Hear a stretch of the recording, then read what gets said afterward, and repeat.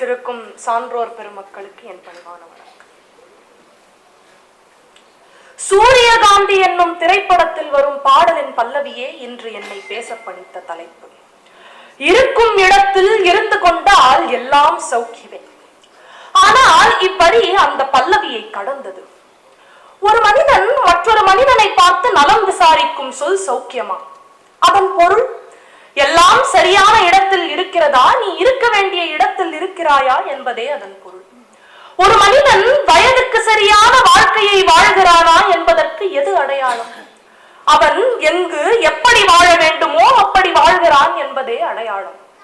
ஆனால் இன்று வாழ்க்கையில் ஆகப்பெரிய சிக்கல் எது? யாரும் எதுவும் இருக்க வேண்டிய இடத்தில் இல்லை என்பதுதான். ஆசிரியர்கள் குருவாக வழிகாட்டியாக இருப்பதில்லை, கல்விக்கூடங்களை அறிஞர்கள் நடத்துவதில்லை, அரசியல்வாதிகள் தலைவர்களாக விளங்குவதில்லை, தலைவர்கள் தியாகங்களை செய்ய துணிவதில்லை, தியாகிகள் ஆட்சிக்கு வர முடிவதில்லை. ஆட்சியாளன் வியாபாரி ஆகிவிட்டான், வியாபாரி ஆட்சியாளன் ஆகிவிட்டான், ஞானமில்லாதவன் கல்வி தந்தை ஆகிவிட்டான், கல்வி கடை சரக்காகிவிட்டது, கடை சரக்கு கலப்படமாகிவிட்டது. எதுவும் அதனிடத்தில் இல்லாமல் மற்றொன்றின் இடத்தில் நிலைத்திருந்து நிற்கத் தொடங்கிவிட்டது. மனிதன் ஆசையாலும் எதிர்பார்ப்பாலும் துரத்தப்படுகிறான். ஆசை அடுத்தவனோடு நம்மை ஒப்பீடு செய்ய தூண்டுகிறது.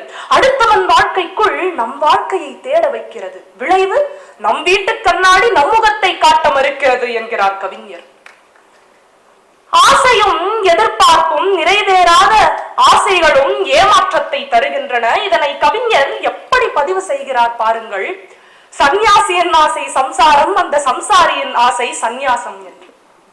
ஒரு முறை புத்தரின் சீடர் ஒருவர் தான் இல்லறத்துக்கே திரும்புவதாக சொல்லி சென்று விட்டார். 10 ஆண்டுகள் கழித்து மீண்டும் துறவரம் நாடி வந்த அவரை பார்த்து புத்தர் சொன்னார், அப்பா, நீ வேண்டுமானாலும் துறவரத்துக்கு தயாராக இருக்கலாம், ஆனால் உன்னை ஏற்றுக்கொள்ள துறவரம் இப்போது தயாராக இல்லை என்று. இதனை கேட்ட மற்ற சீடர்கள் அனைவரும் அதிர்ந்தார்கள். அவர்களை தன் பக்கத்தில் இருத்திக் கொண்டு குளிர்ந்த அந்த அறைக்குள் அம்ரபாலி என்ற நடன மங்கையை நடனமாடச் சொன்னார் புத்தர். அந்த மங்கையின் நிர்வாண நடனத்தை கண்ட சீடர்களில் 2 தவிர மற்ற அனைவருக்கும் முகம் வியர்த்து விட்டது. புத்தர் புன்னகைத்து விட்டு அந்த 2 சீடர்களை தவிர மற்ற அனைவரையும் இல்லறம் திரும்பச் சொன்னார். துறவி மனத்தளவில் நிர்வாணத்தை ஏற்றவன். குளிர்ந்த அந்த அறைக்குள் மங்கையின் நிர்வாணத்தில் ஒருவனுக்கு முகம் வியர்க்கிறது என்றால் அவன் மனம் அவன் உடலின் கட்டுப்பாட்டுக்குள் உள்ளது என்று பொருள். மனத்தின் கட்டுப்பாட்டுக்குள் உடலை வைத்திருப்பவனே துறவரத்துக்கு தகுதியானவன். எனவே 2 தவிர மற்ற அனைவரும் இல்லறம் திரும்புங்கள் என்றார். இல்லறம் துறவரம் 2மே அறங்கள் தான். ஆனால் யார் எங்கு இருக்க வேண்டுமோ அங்கு இருந்தால்தான் எல்லோருக்கும் நலம். இந்த கதையை கடைசி பக்கம் என்னும் தன் நூலில் பதிவு செய்கிறார் கவியரசர். யார் எங்கு இருக்க வேண்டுமோ அங்கு இருந்தால்தான் எல்லோருக்கும் நலம். மாறினால் அது ராமாக இருந்தாலும் ரஹீமாக இருந்தாலும் ராம் ரஹீமாக இருந்தாலும் பிரச்சனைத்தான். ஒட்டகத்தின் குட்டி ஒன்று தன் தாயிடம் புலம்பியது, இறைவன் கொடியவன், இத்தனை அசிங்கமான கண்ணிமைகளை நமக்கு ஏன் படைத்தான்? தாய் சொன்னது, பாலைவனத்தில் மணல் காற்றில் நம் கண்களை பாதுகாக்க. சரி, கால்களை ஏன் குச்சி போல் படைத்தான்? புதையும் மணலில் எளிதாக நடக்க என்றது தாய். போகட்டும், முதுகில் ஏன் இப்படி ஒரு பாரம்? உணவும் நீரும் எப்போதாவது கிடைக்கும் பாலைவனத்தில் அதை சேர்த்து வைக்க என்றது தாய். குட்டி சொன்னது, இவையெல்லாம் பாலைவனத்தில் வாழ்வதற்கு உதவும், நாம் இருப்பதோ மிருக காட்சி சாலையில், இவற்றுக்கு இங்கே என்ன பயன் என்றது குட்டி. தாய் சொன்னது, இறைவன் யார் எங்கு எப்படி வாழ வேண்டுமோ அங்கு அப்படி வாழ்வதற்கான ஏற்பாட்டை செய்கிறான். மனிதன் தான் அதை மாற்ற முயல்கிறான். அதனை அறிவின் முதிர்ச்சி என்று நினைக்கிறான்.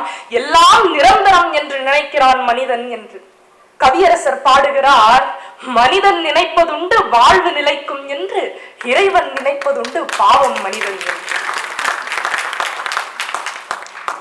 மனிதன் ஆற்று மணலை கொள்ளையடித்து வீடு கட்டுகிறான். அழகான வீடு இருக்கிறது, ஆனால் ஆறு இல்லை.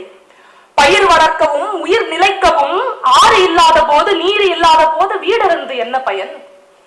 பாரத போரு சாரதியாக இருந்த கண்ணன் போர்க்களத்தில் தேரை நிறுத்துகிறான்.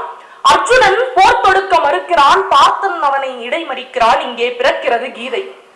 சாரதியாய் இருப்பது கண்ணன் சண்டையிடுவது அர்ஜுனன் இடம். இருவருக்கான இடமும் கடமையும் வேறு வேறு.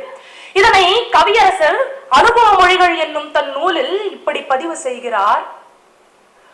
கடலில் கலந்து விட்ட நீருக்காக கங்கை நதி அழ முடியாது. நிலத்தில் உதிர்ந்து விட்ட இலைகளுக்காக மரம் துக்கம் கொண்டாட முடியாது. கடல் ஆழத்தை விட ஏரியின் ஆழம் குறைவுதான். ஆனால் ஏரி நீர் பயன்படும் அளவிற்கு நாம் பயன்படவில்லை என்று கடல் கவலைப்பட முடியாது. ஏரியோ கப்பல் பயணத்துக்கு நாம் உதவும் என்று கவலையும் பட முடியாது.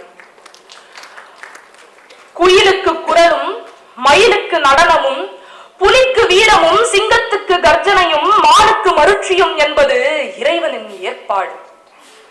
இசைக்கவி ரமணன் ஐயா அவர்களின் வரிகளில் சொல்ல வேண்டும் என்றால், விண்ணுக்கு தருமம் அது மழையாய் பெய்தல், பெய்த மழைக்கு தருமம் பிண்டி சேர்தல், இந்நீருக்கு தருமம் நதியாய் செல்லல், இழை நதிகட்கு தருமம் கடலில் சேர்தல், வன் கடலுக்கு தருமம் நிலம் என்னும் நங்கூர படகை தாங்கல். ஒவ்வொரு படைப்பிற்கும் ஒரு இடம், ஒரு பயன், ஒரு பணி, ஒரு தர்மம் உண்டு. மனிதர்களே, நமக்கு எது இடம், எது தர்மம்? கவியரசரின் வார்த்தைகளால் இப்படி முடிக்கிறேன். எனக்காக நீ அழலாம், இயற்கையில் நடக்கும். நீ எனக்காக உணவு உண்ண எப்படி நடக்கும்? நமக்கென்று பூமியிலே கடமைகள் உண்டு. அதை நமக்காக நம் கையால் செய்வது நன்று. நன்றி, வணக்கம்.